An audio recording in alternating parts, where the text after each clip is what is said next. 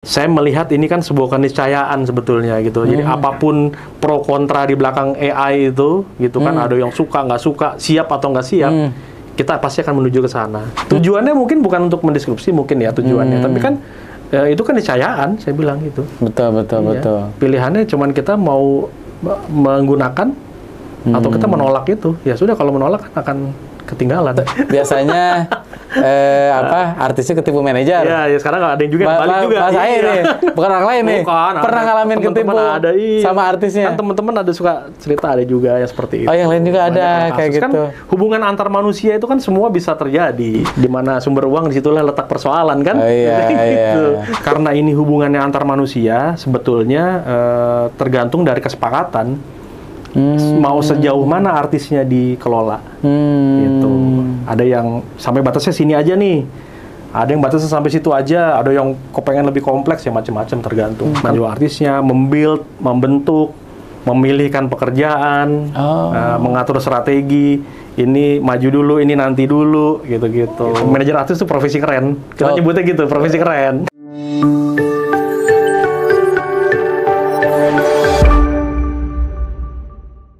Mas Syahid, selamat datang. Ya, Sobat Kang Ridwan, ada yang mau jadi artis? Nah, biasanya kalau namanya artis ya dikelola oleh seorang manajer ya. Nah, Mas Syahid ini adalah seorang manajer artis ya, Mas Syahid ya. Nanti beliau akan cerita artis-artis siapa aja yang pernah dikelola mungkin ya, dan bagaimana mungkin nanti perjalanan karirnya ya, suka dukanya, dan juga gimana caranya supaya bisa tetap eksis gitu ya. Ya, mudah-mudahan yang tergabung di asosiasi Imarindo ya bisa nonton juga nih. Iya, betul. Ya, oke. Mas Syahid bisa cerita dong, Mas Syahid itu kesibukannya apa sih, atau bagaimana sih kesibukan seorang manajer artis gitu? Iya, jadi saya saat ini menjalankan sebuah artis manajemen, namanya The Management Asia. The Management Asia. Jadi kalau resminya itu mungkin sekitar tahun 2007 lah si perusahaan itu berada. Oh, udah lama juga 2007 mah ya. Betul. Jadi di bawah saya ada beberapa, ada Mas Helmi Yahya, ada Mas Tantowi Yahya, terus saya punya orkestra juga, Astrid Lea Orkestra namanya. Saya punya stand up comedian, Mo Sidik, yang gendut itu, betul.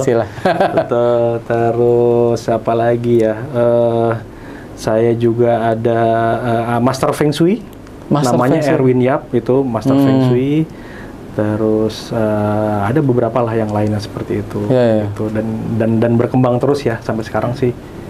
Insya Allah sih. Kalau dirunut puluhan mungkin ya? Ya.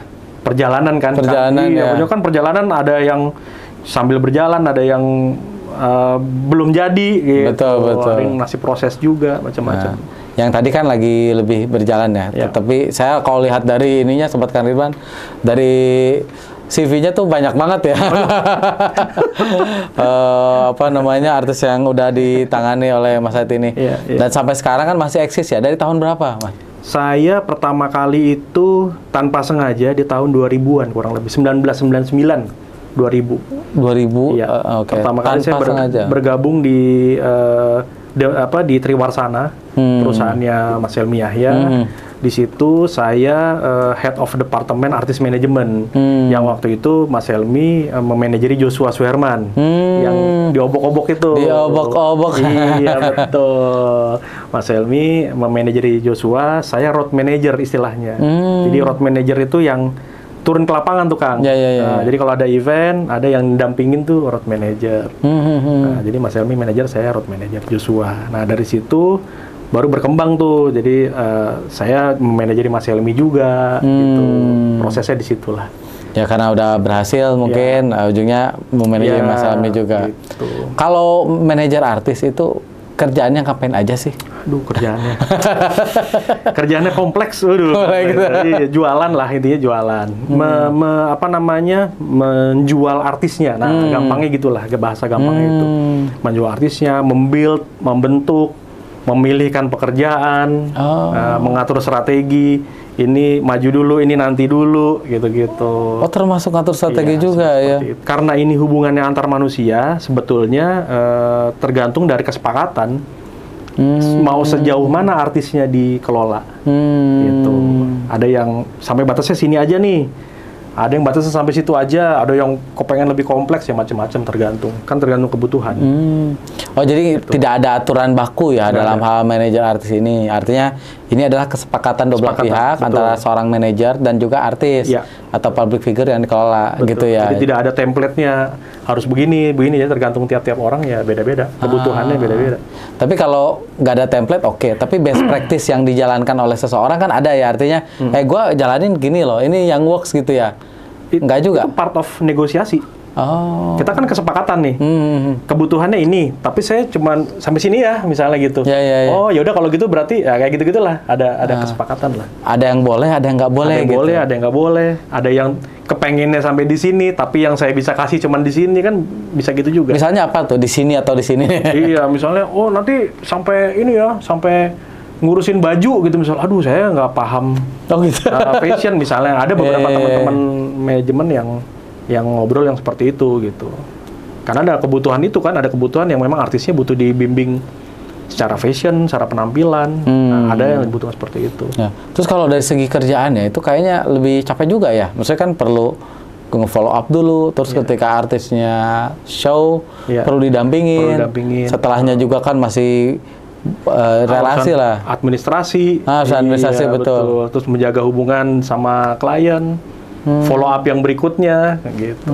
Ya seperti itu. Itu memang lebih capek ya jadi jatuhnya ya. Tapi tetap menarik Kang, karena manajer artis itu profesi keren. Kita nyebutnya gitu, profesi keren. Kerennya gimana tuh kerennya? Ya keren lah, dimana banyak orang mungkin ini dunia mimpi ya. Kan orang kan kalau ketemu artis kan sesuatu hal yang susah ya. Susah dalam mimpinya mereka gitu kan, ketemu idolanya, public figure. Sementara kan kita keseharian. Gitu. Ya kadang-kadang seperti itu.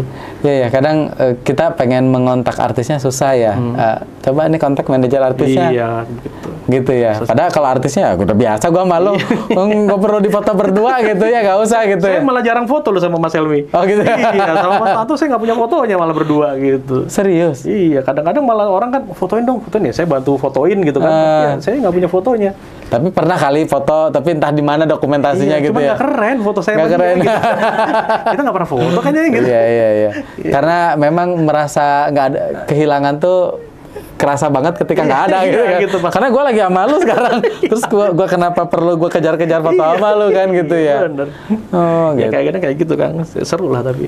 Seru ya. Kalau keseruan lainnya apa tuh jadi manajer artis? Banyak ya. Kita ketemu banyak orang. Kita mungkin punya kesempatan lebih banyak, misalnya ketemu dengan orang-orang penting gitu, karena kan lingkarannya kan pasti lebih itulah. Gitu.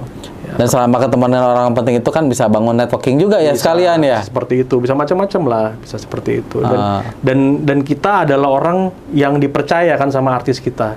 Kan kalau orang kan berpikirnya artis itu kan nggak sembarangan pilih orang. Gitu. Sampai dia menunjuk kita kan pasti ini pasti hasil seleksi nih, pasti kan hasil filtering gitu kan sampai ketemu itu gitu. Kalau suka dukanya, kan ini manajer artis kan udah yang ini nama-nama keren nih banyak ya, ada lebih dari 20 orang yang namanya keren aja. Apalagi mungkin yang selain itu kan bisa lebih banyak kan gitu. Itu suka dukanya apa tuh? Ya apa ya? Ya kalau sukanya udah pasti ya seru. Kalau kita tiap kali ketemu orang baru, suasana baru, setiap event itu pasti kondisinya berbeda. Kondisinya berbeda. Ada yang eventnya susah banget gitu, ada yang ribet banget, ada yang gampang banget, ada yang udah nih selesai nih acaranya cuman begitu doang, macam-macam kayak. Tapi kadang kita suka sedihnya tuh kan ya biasa lah kalau tiba-tiba jadwal lagi momennya lagi susah, momennya lagi harus ada berhenti dulu, istirahat dulu ya, kadang-kadang begitu aja sih. Jualan lagi susah gitu, ya biasa lah. Kan semua juga gitu, produk kan juga begitu Kang. Betul. Nggak selamanya ketika laku terus gitu ya. Iya, pengennya sih begitu. Iya, pengennya sih begitu. Makanya kalau genre saya beda-beda Kang. Gitu. Saya kalau saya sebagai manajer, genre saya beda-beda. Kan ada yang MC, ada host, ada yang komedian, ada yang kalau di religi saya pegang senada nasyid. Nah, itu khusus religi. Gitu. Jadi pada saat Ramadan, semua event berhenti, yang jalan kan cuma band kolak. Iya. Itu dijual. Iya, yang jalan ya kayak gitulah. Jadi saling inilah ya, saling tutup lah gitu. Oh, jadi misalnya ketika artis ini lagi nggak jalan ketika bulan puasa misalnya. Iya, betul. Nah, bulan puasa ini yang lagi running. Iya. Oh, berarti kalau waktu awal-awal gak kepikiran kayaknya ya. Karena lihat ini Kang, lihat roti Kang. Oh, iya, kan gimana? Ini, kayaknya ini yang manis kayaknya lagi oke. Iya. Begitu, adaptasi dong. Kalau gitu ada yang asin. Nah, jadi kan ini kan saling betul, saling mengisi. Saling mengisi, betul. Jadi biar nggak nyampe jangan sampai ketika bulan puasa nggak ada penghasilan gitu ya. Iya, betul. Oh, gitu. Jadi bisa diakalin seperti itu juga ya. Iya. Terus tadi tuh lihat manajer artis AI itu gimana itu ceritanya itu? Kan sekarang lagi ini ya artificial intelligence. Betul. Ini lagi eranya ke sana. Ini saya melihat ini kan sebuah keniscayaan sebetulnya gitu. Jadi apapun pro kontra di belakang AI itu gitu kan, ada yang suka nggak suka, siap atau nggak siap, kita pasti akan menuju ke sana. Nah, The Management Asia itu kita menjadi sebuah AI manajer artis di Indonesia. Jadi yang kita kelola itu adalah para artisnya, para orang yang mengelola AI. Gitu. Dari situ mereka membuat turunan produk kan. Ada foto, ada video, ada hal-hal yang lain-lain, ada musik, macam-macam Kang. Jadi AI ini akan berkembang terus ke depan. Iya, karena udah ada selebgram AI ya. Iya, betul. Nah, itu yang bikinnya orang kan. Betul. Dan belum tentu orangnya sama dengan yang difoto gitu kan. Makanya kan kita mereka kan nggak pernah klaim itu persis sama. Klaimnya kan 99% keakuratannya, nggak bisa 100%. Ya. Jadi ini termasuk update ya. Jadi gimana caranya riding the wave ya. Jadi sekarang gelombang AI. Saya baru kepikiran juga, oh iya ya bisa juga ada manajer artis AI ya. Tapi memang ada keterbatasan mungkin karena nggak bisa ketemu langsung kan? Oh iya betul. Tapi kan ada kebutuhan itu. Jadi kalau menurut saya ini kan baru di awal. Kita semua nggak pernah tahu ini akan jadi apa. Betul. Jadi ya sudah kita mengikuti prosesnya aja. Kita mengikuti ini akan jadi apa ke depan. Teknologinya juga terus berkembang. Ya tadi saya bilang polemiknya, pro kontranya terus berjalan. Gitu. Betul. Jadi future-nya kita masih belum tahu. Tapi ketika lihat ada peluang itu gitu ya, mungkin Mas Said ya, maka ditangkap sambil dicari polanya mungkin gitu ya. Kan sudah ada, kan sekarang udah ada penyiar AI, sudah ada TV yang menerapkan penyiar AI, kan udah pelan-pelan, nanti pada saatnya kan AI akan jauh lebih luas. Iya, dia algoritmanya makin lama makin bagus kan, makin pinter, makin canggih, makin bagus, makin halus. Gitu. Berarti nanti ada yang ke disrupsi juga ya gara-gara kan ini. Tujuannya mungkin bukan untuk mendisrupsi mungkin ya tujuannya, tapi kan itu kan niscayaan, saya bilang itu. Betul. Pilihannya cuman kita mau menggunakan atau kita menolak itu. Ya sudah, kalau menolak akan ketinggalan. Itu kok bisa nangkap peluang gitu sebagai seorang manajer? Kan biasanya ya punten kadang ada yang jalani rutinitas. Mungkin juga teman-teman yang para pemerhati, para pelaku juga mungkin mereka sudah mulai menyadari itu bahwa mereka perlu di manage, gitu, bahwa mereka juga nggak bisa bergerak sendiri gitu. Pada saat mereka membuat sesuatu dari AI, mereka kan butuh ini harus di manage nih, harus dikelola, harus di marketingkan gitu kan, mau diapain lagi, mau diarahin kemana, nah seperti itu. Jadi mereka mungkin searching, ketemulah.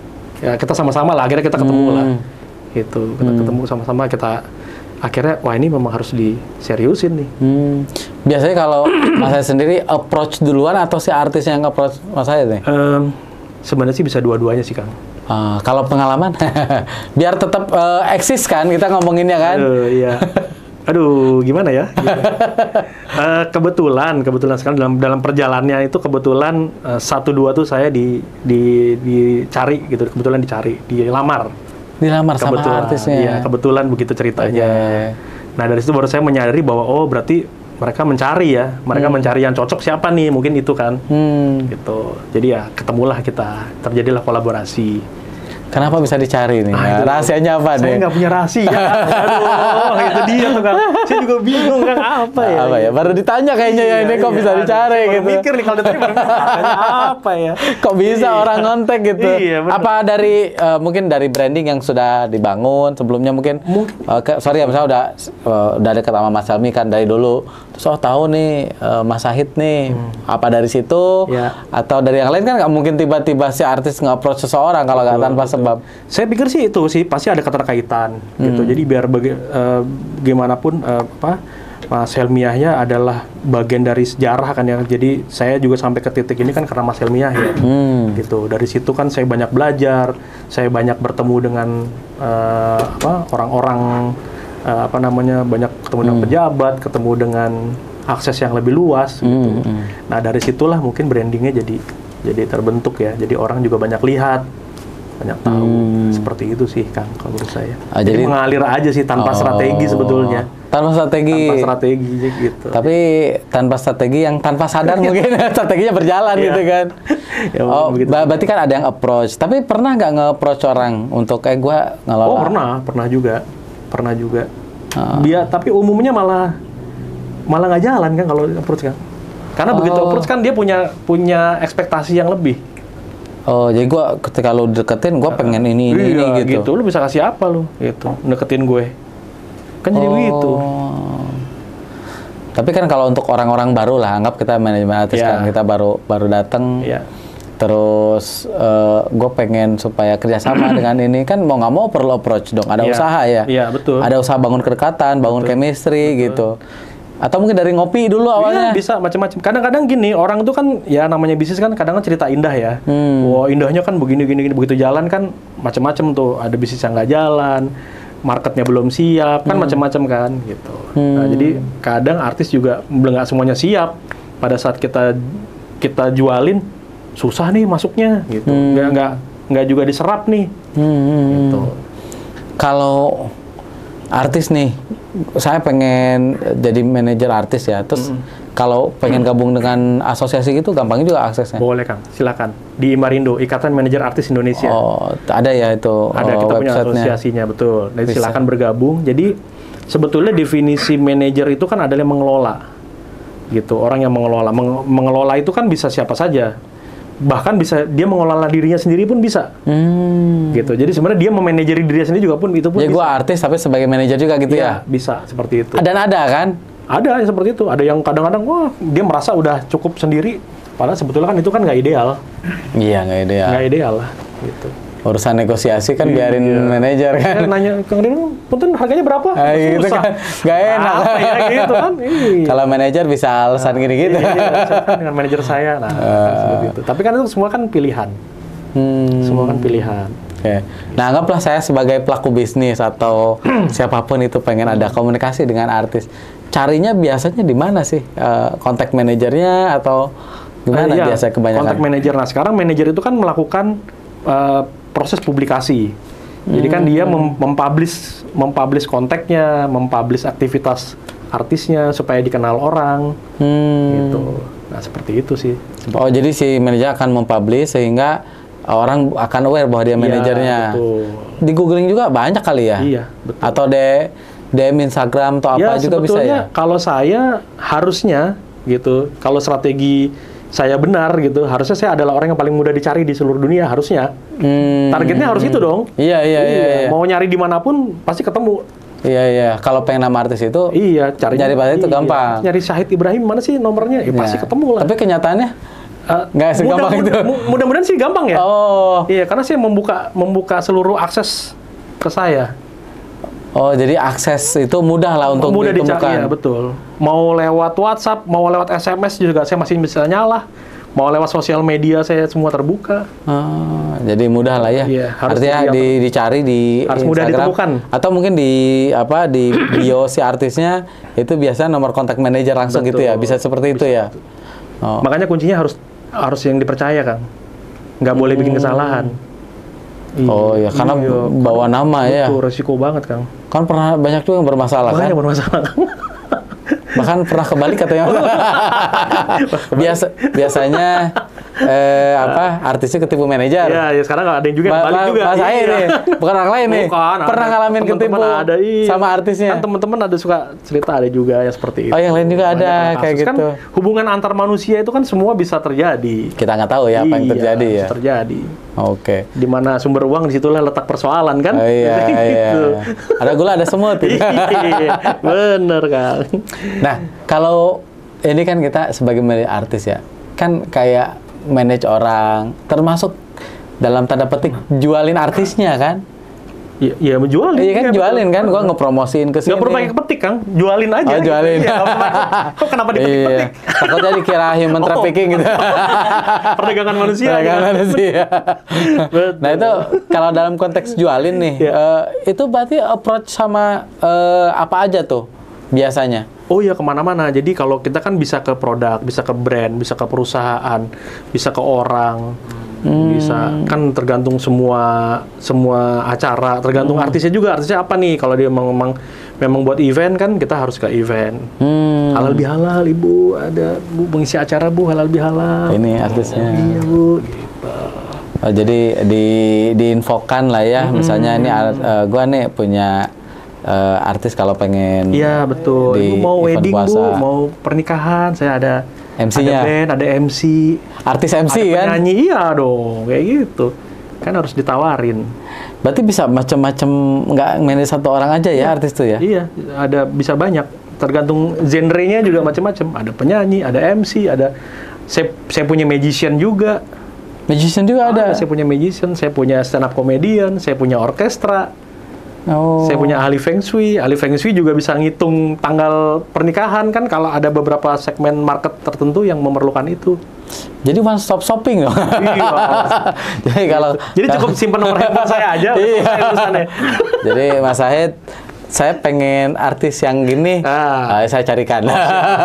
Tapi itu kan bicara networking ya. Dalam Imarindo itu kan bisa jadi kan pengen kontak ini kenal kan artisnya, kita bisa saling menghubungi kan, itu lebih mudah berarti kalau seperti itu ya. Iya betul. Karena sebenarnya kan nyari artis itu sebenarnya ada dua cara kan. Pertama nyari nama, atau kedua nyari budget.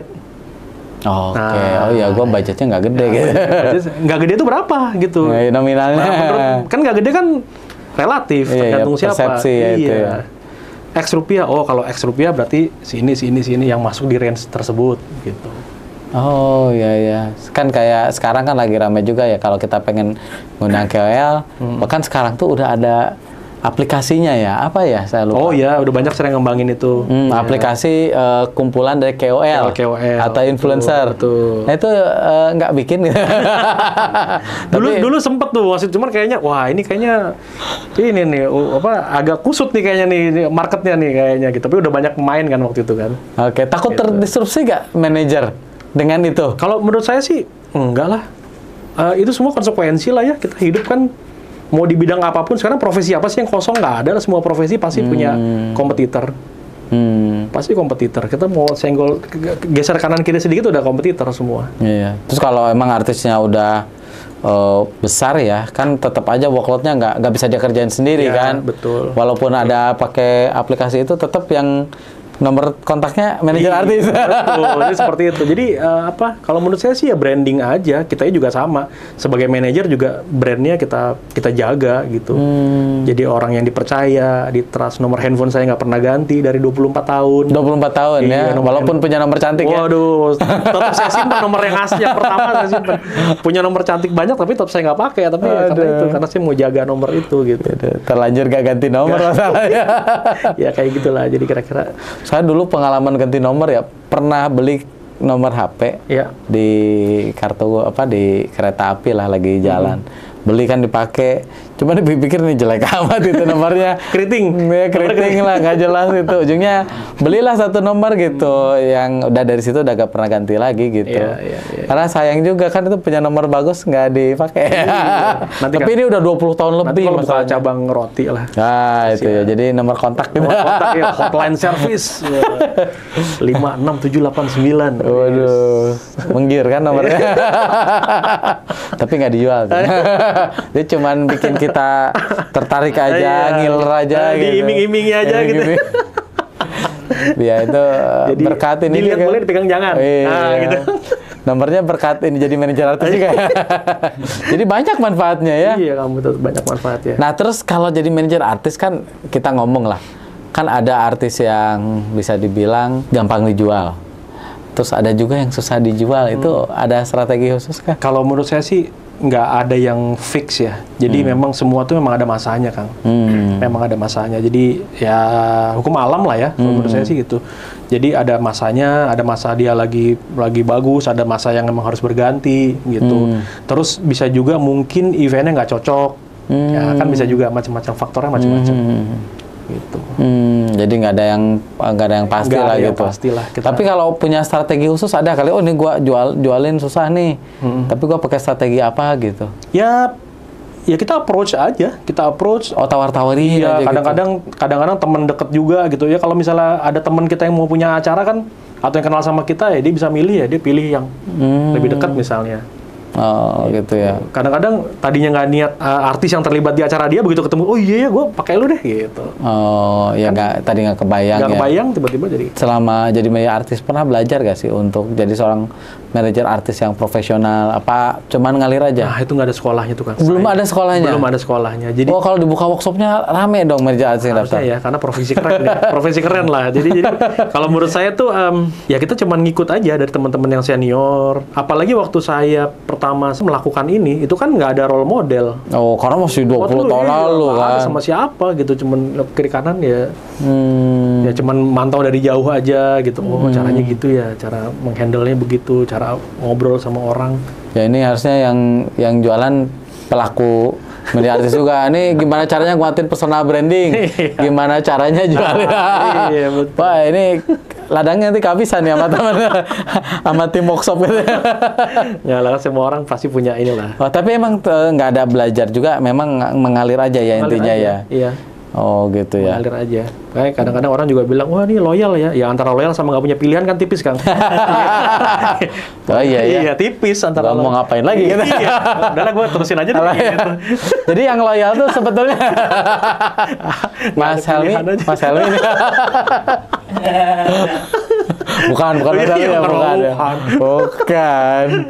Ya gitu kan. Jadi seru lah, menarik lah dunia artis. Kalau dengan Mas Helmi kan emang udah lama ya. Berarti udah 20 tahun. 24 tahun. Mas Helmi 24 tahun. Berawal dari karyawannya Mas Helmi pertama kali kan. Oh, yang tadi jadi head itu ya? Iya, betul. Saya pegang departemen artis manajemen di Triwarsana. Nah, setelah itu baru asistenin dulu, ngasistenin lama-lama aduh urusin ya udah. Lama cocok nih kayaknya. Atau jangan-jangan nggak punya pilihan juga kali. Oh iya. Yang di sebelah dia lagi deh, lu aja deh gitu.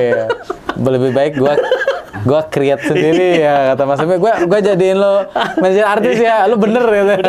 Dia aja deh nih yang di sebelah gitu. Iya, saya jadi sih. Coba nanti saya tanya ke Mas Helmi ya. Jadi itu yang nahan saya GR, Kang. Jadi mau GR nggak jadi gitu. Oh gitu. Validasi dong ke Mas Helmi. Saya tanya kalau pas ketemu. Oh iya. Gimana sih ceritanya dulu ya? Iya, kenapa sih bisa pilih gua gitu dong. Biar bisa lebih mengena pas jualan nanti ke yang lain gitu.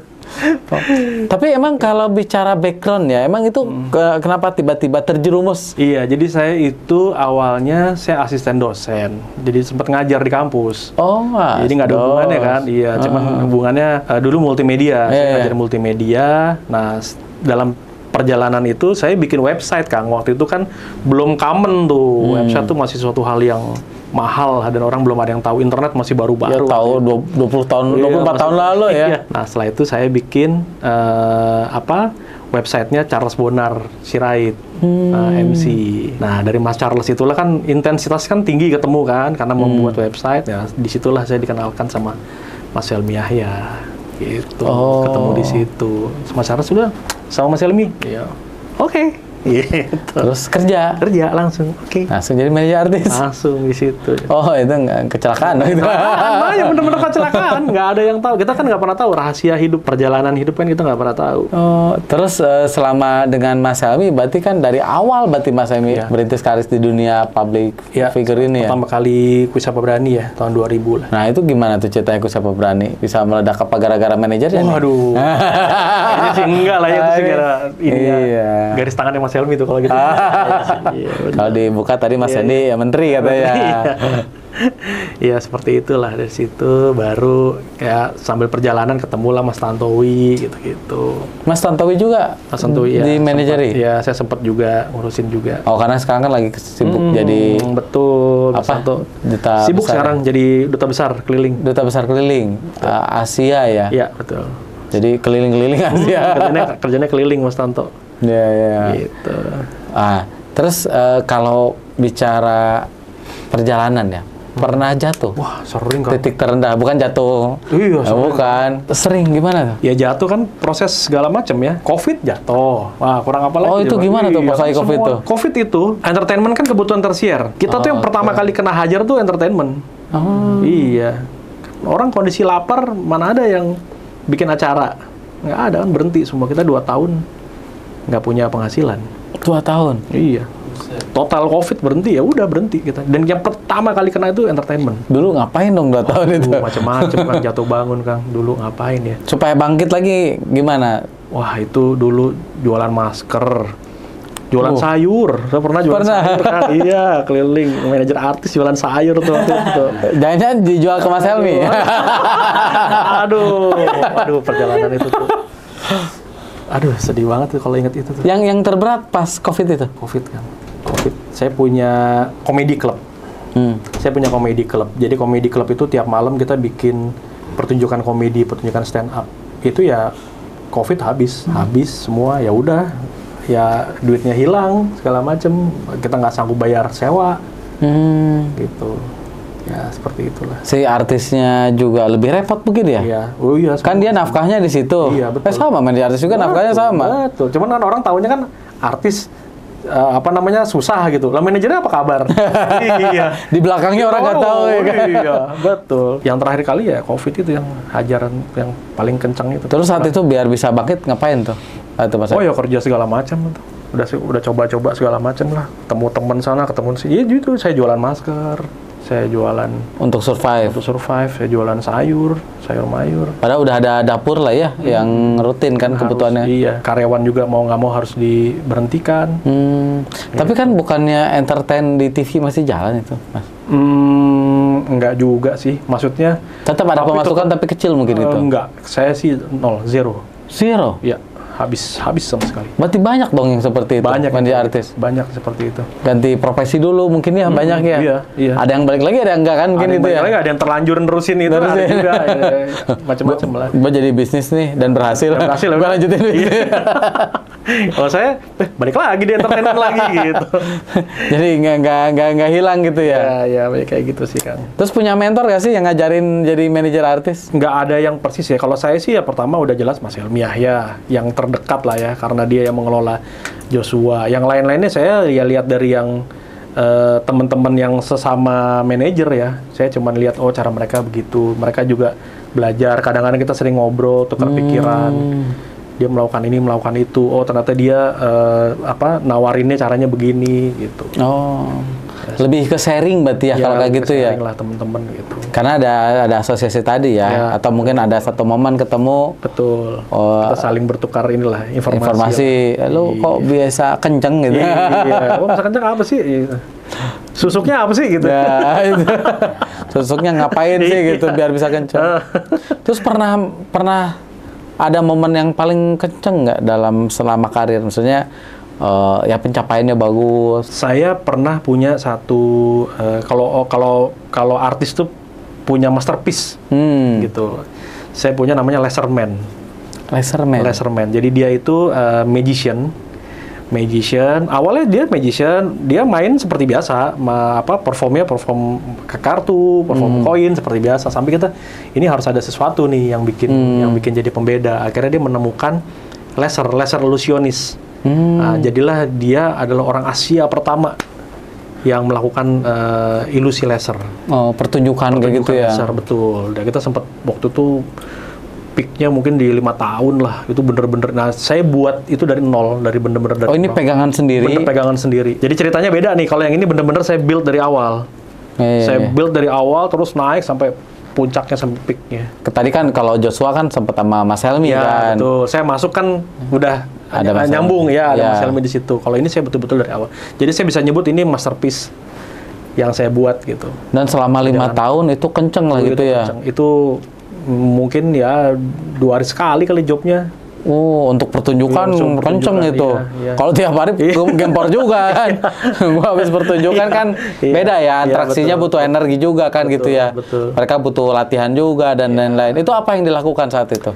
Ya, yang berbeda ya, maksudnya sehingga kok bisa karena memang waktu itu memang nggak ada. Memang nggak ada kompetitor. Oh, gitu.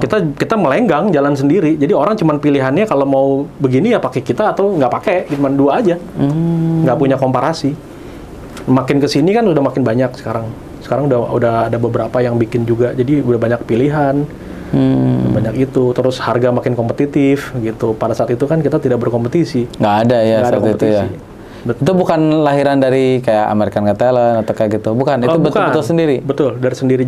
Jadi memang kita pernah lihat ada di luar. Iya, saya pernah lihat yang ada di luar pertama kali di Perancis waktu itu. Terus kita bisa nggak kalau kita bikin yang seperti ini? Gitu. Akhirnya udah kita buat coba riset segala macam, akhirnya ketemu gitu. Oh, terus jadilah satu makarya. Terus dijualnya ke event. Jadi setiap kali kalau ada event launching produk, kayak biasanya kayak gitu-gitu tuh. Itu ketemu sama orangnya gimana ceritanya tuh? Kayak kok bisa ngebangun seperti itu? Maksudnya emang nggak kenal? Oh, awalnya teman, karena teman dia tuh magician. Cuma karena kita sering tukar pikiran, apa ya, kita jualan apa ya gitu. Nah, saya sempat jualan sebagai magician pada umumnya gitu kan. Dia perform pakai kartu, pakai koin gitu. Sama harus ada sesuatu nih yang beda yang beda gitu. Wah, ini tapi ini agak resikonya agak tinggi nih karena modalnya agak besar, karena kan butuh alat kan. Laser itu ya. Butuh laser. Nah, udah coba nekat. Oke, coba. Oh, ternyata booming. Oh, iya. Gitu. Artinya kalau kita bisa mencari positioning dan di sana belum ada kompetitornya, betul. Sebetulnya akan lebih mudah ya jualannya gitu. Betul. Momentum sih Kang sebetulnya kalau saya bilang yang nggak bisa dibayar itu kan momentum.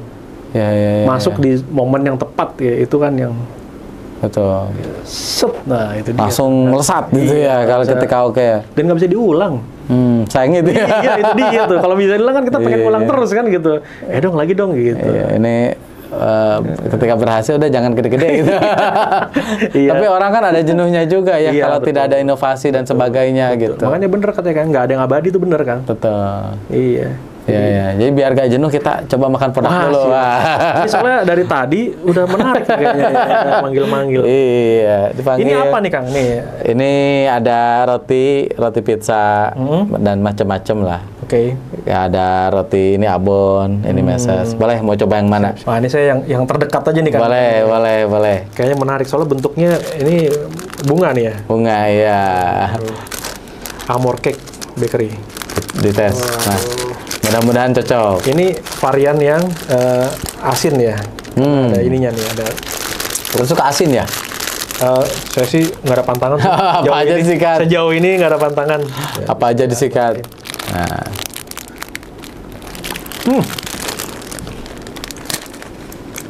Seru nih menunya. Apa? Moistnya dapat. Nah. Saya izin nggak nemenin ya. Udah makan tadi. Ini asik nih Kang. Ini kayak gini ditemenin sama yang hangat-hangat tuh, teh, kopi. Teh, kopi. Berarti suka ngopi berarti ya? Cocok ya, pagi juga cocok ya? Atau malam gitu ya? Ini mah timeless nih. Oh, timeless ya? Mau jam berapapun. Wah, berapa ini? Waduh, saya agak khawatir kalau nebak harga. Berapa nih Kang? Oh, kan seru nebak. Kalau harganya tit gitu. Sensor. Berapa nih Kang? 30-an? 30-an ya. Deket tapi berapa Pak ya? 12.000 ya. Itu nggak nyampe yang itu mah ya kayaknya. 12.000 oke loh. Ya kita kan emang jualnya middle low, jadi biar gak terlalu mahal, tapi kualitas yang bagus. Oke. Tinggal distribusinya aja ya. Ya. Nah, diperluas. Kita udah ada di Jakarta, Bogor, Depok, Sukabumi. Tangsel belum? Wah. OTW. Tahun ini, insya Allah. Oke, ya gitu kan.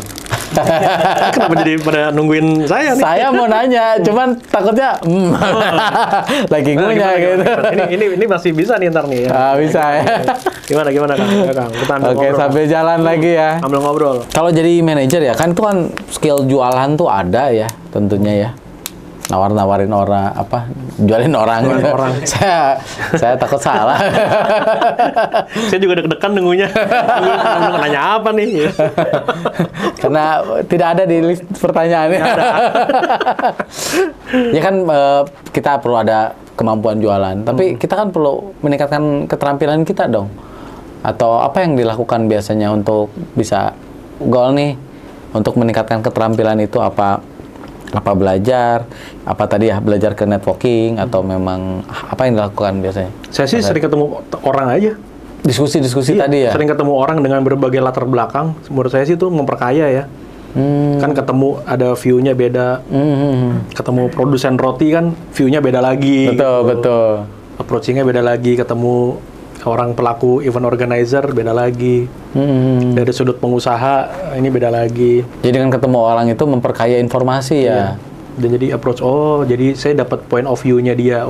Jadi dia kalau melihat tuh begini. Dia punya kepentingannya dia terhadap itu tuh apa gitu. Nah, ini kita kan ngomongin manajer artis ya yang nggak kelihatan sebenarnya. Ya kan, nggak kelihatan kan? Ya mukanya nggak kelihatan kan, nomor kontaknya mah ada kan, nomor kontaknya ada gitu. Orang di belakang, orang di belakang gitu. Apa sih untold story dari seorang Mas Syahid yang belum pernah diceritain? Saya nggak pernah cerita sama siapa-siapa kan, jadi banyak banget yang belum diceritain.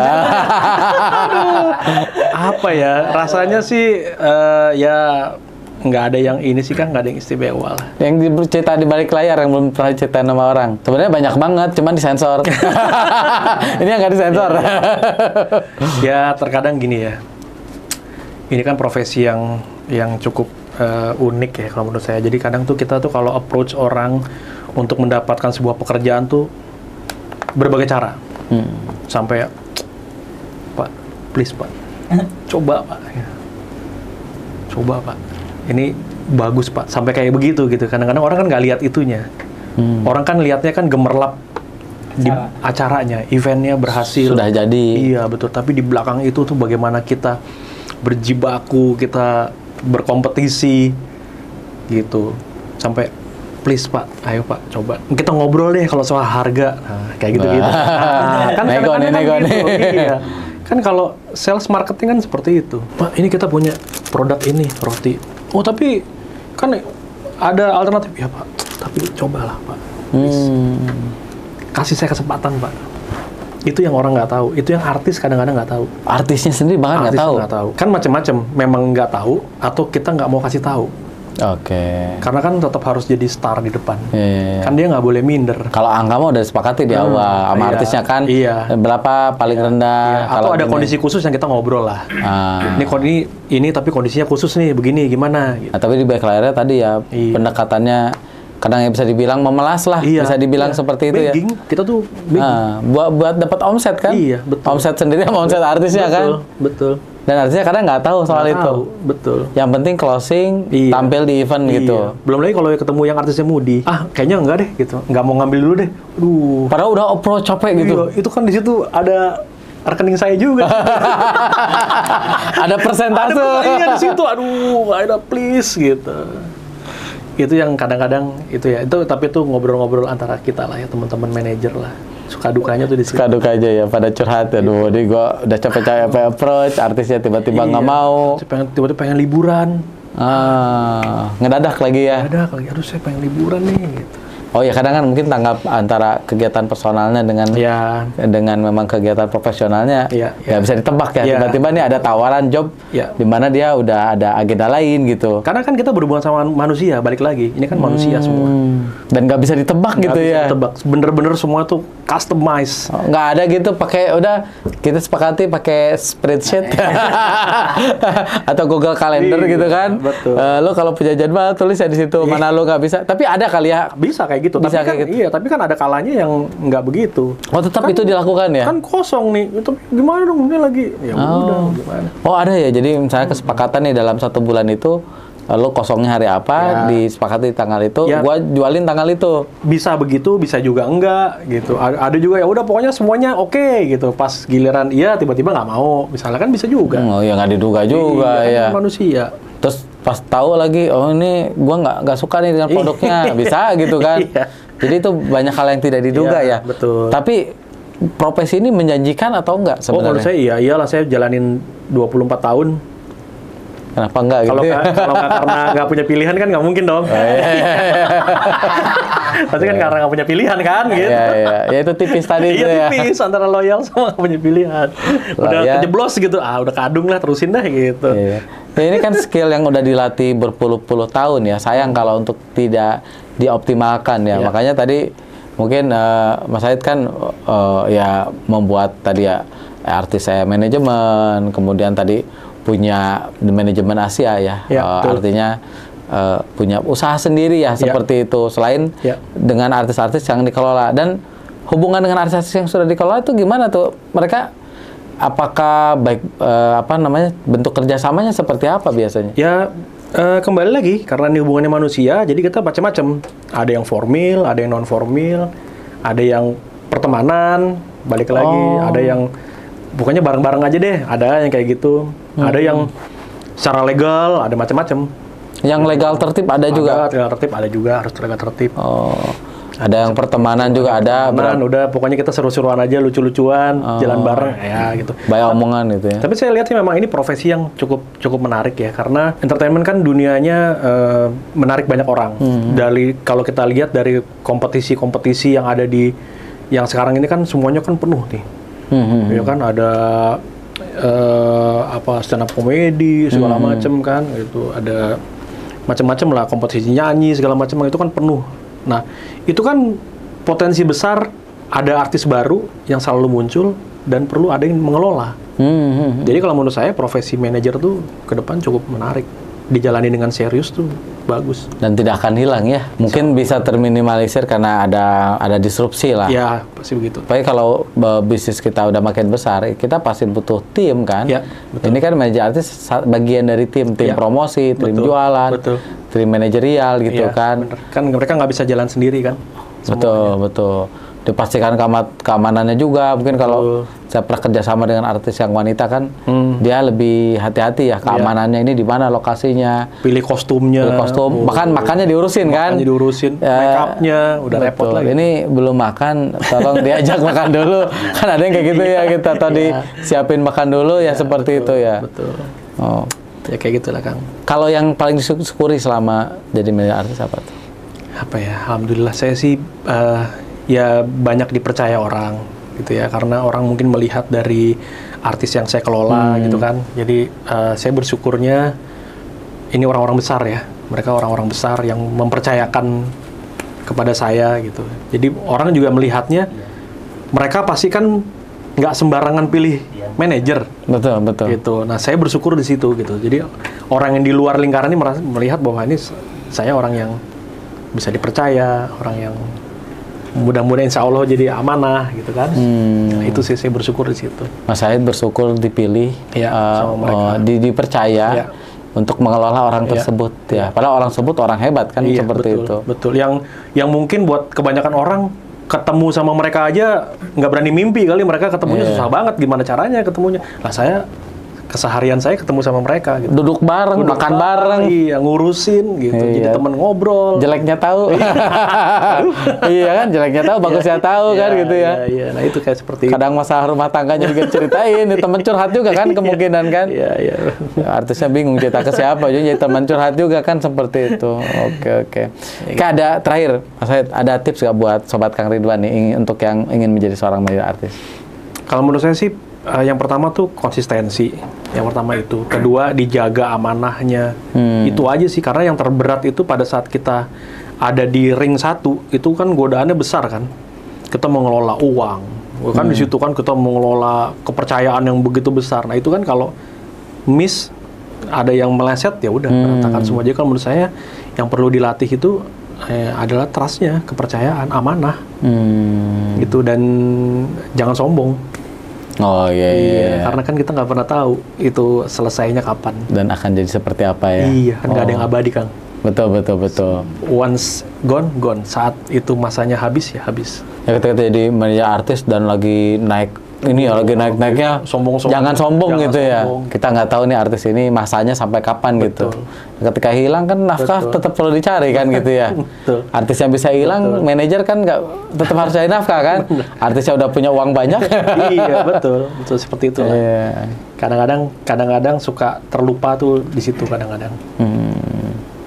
Oke, Mas Said masih banyak nih sudah share. Saya juga. Mudah-mudahan bisa menginspirasi Sobat Karir Ridwan yang ingin menjadi manajer artis ya. Siap. Karena jarang yang bahas tentang ini juga gitu.